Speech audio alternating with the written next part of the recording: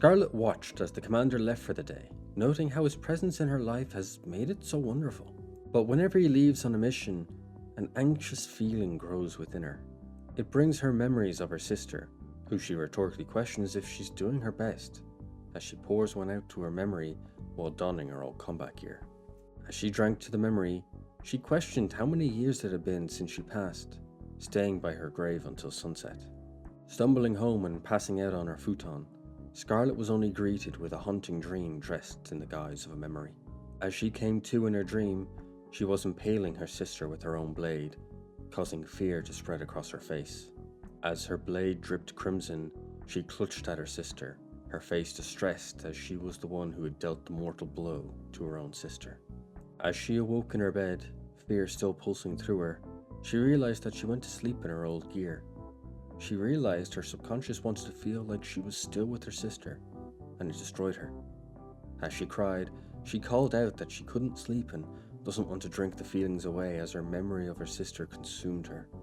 Not able to take it anymore, Scarlet ended up downing the rest of her sake until her cheeks were flushed and her head spun and went mostly quiet. In her drunken stupor, she wandered out of the compound and into the fields. As she clutched at the growing crop, her overload of emotions manifested as a spark that lit up the night. As she was crying in front of the pyre of rye, she called out drunkenly to her deceased sister, begging for her return and questioning why she had to go so soon. The commander, finding Scarlet in front of the burning field, called out to her, surprise obvious on his face. He quickly ran to her and grabbed her, locking her into an embrace and snapping her out of her downward spiral. Scarlet shakily called back to the commander, who confirmed that it really was him. While holding each other, the commander told Scarlet that they should head back, as they sat on the ground amongst the ashes that fell like petals in the wind.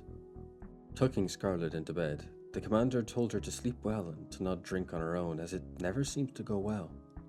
Once he told her that, he mentioned that he has to go back to the Ark now, but he will see her again tomorrow.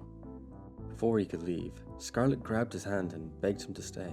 She pleaded with him to stay the night, and if she's not allowed to drink alone, then he should drink with her, right? Unable to leave her alone, the commander spent the night drinking away with Scarlet. Leaving in the morning, the commander ran into someone he didn't expect to see, Dorothy. As he spoke her name, she commented on the state of the field that was burnt due to Scarlet and complained about it.